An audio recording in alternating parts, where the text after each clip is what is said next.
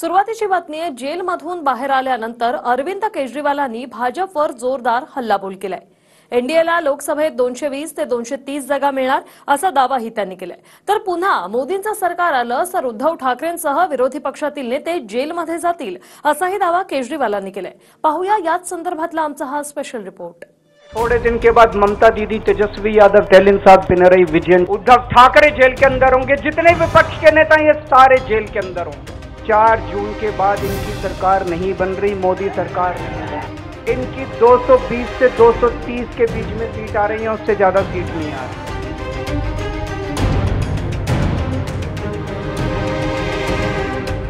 दिल्लीचे मुख्यमंत्री अरविंद केजरीवालांनी तुरुंगातून बाहेर येताच भाजपवर जोरदार हल्लाबोल केलाय।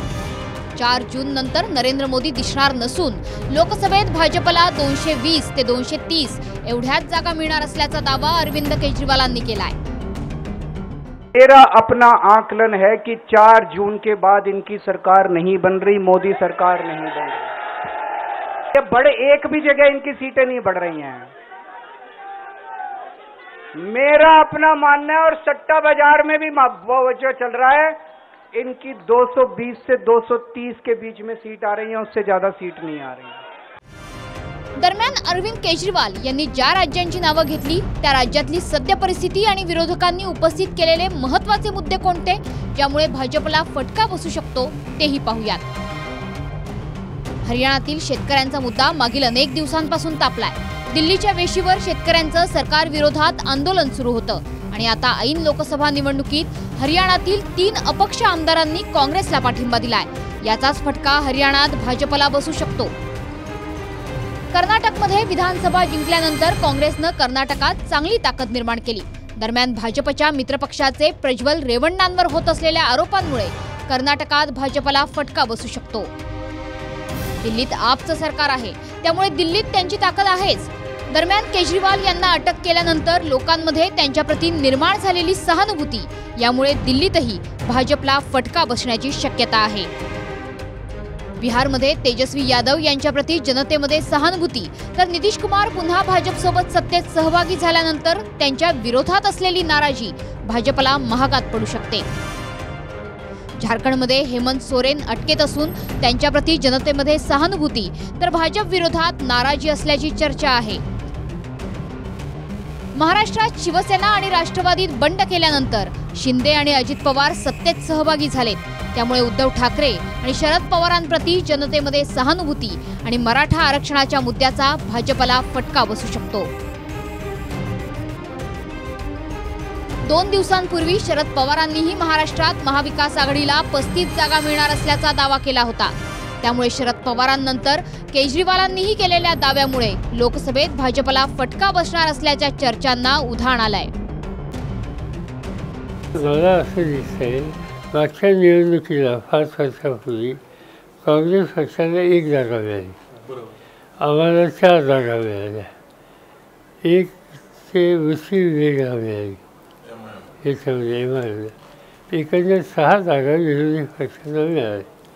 आत्ता असं दिसतंय की आम्हा लोकांची संख्या ही 30 ते 35 याच्या आसपास जाण्याची शक्यता आहे। सर, शरद पवारांनी 35 जागांचं अनालिसिस केलं, 30 ते 35 महाविकास आघाडीला मिळतील म्हणाले आणि उरलेल्या 12 ते 13 जे आहेत त्या महायुतीला मिळतील असं एक अनालिसिस केलं। अच्छा, 12-13 दिल्या? अरे बापरे, किती उदार अंतःकरण आहे साहेबांचं। अरविंद केजरीवालांनी आणखी एक मोठा दावा केलाय। पुन्हा मोदी सरकार आल्यास उद्धव ठाकरे यांच्यासह विरोधी पक्षातील नेत्यांना जेलमध्ये टाकण्यात येणार असल्याचाही दावा त्यांनी केला। अगर ये चुनाव जीत गए, मेरे से लिखवा लो एफिडेविट के ऊपर, थोड़े दिन के बाद ममता दीदी जेल में होंगी, तेजस्वी यादव जेल में होगा, स्टैलिन साहब जेल के अंदर होंगे, पिनरई विजयन जेल के अंदर होंगे, उद्धव ठाकरे जेल के अंदर होंगे। जितने विपक्ष के नेता ये सारे जेल के अंदर होंगे। इंटरिम बेल देतानाही कोर्टाने सांगितलं आम्ही अपवाद करतोय, आणि हे देखील सांगितलं की त्यांना मुख्यमंत्री म्हणून आपलं कामकाज डिस्चार्ज करता येणार नाही।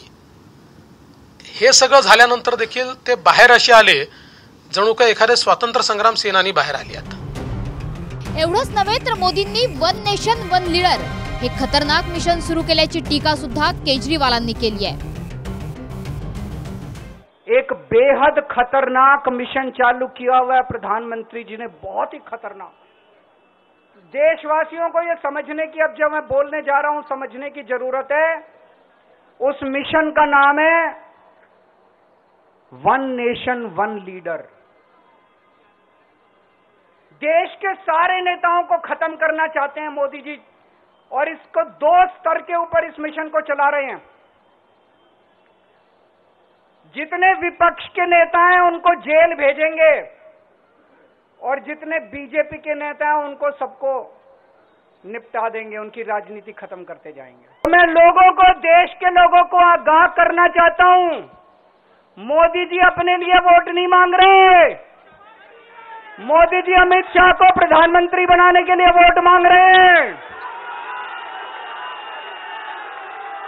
मैं पूछना चाहता हूं मोदी जी से और अमित शाह जी से, ये मोदी की गारंटी पूरी कौन करेगा? क्या अमित शाह मोदी की गारंटी पूरी करेंगे? 39 दिवसांनंतर दिल्लीचे मुख्यमंत्री अरविंद केजरीवाल हे तुरुंगातून बाहेर आले। दरम्यान यानंतर त्यांनी भाजपवर जोरदार निशाणा साधला। दरम्यान त्यांनी केलेल्या टीकेनंतर भाजपकडूनही प्रत्युत्तर देण्यात आलंय। Bureau report, TV9 Marathi.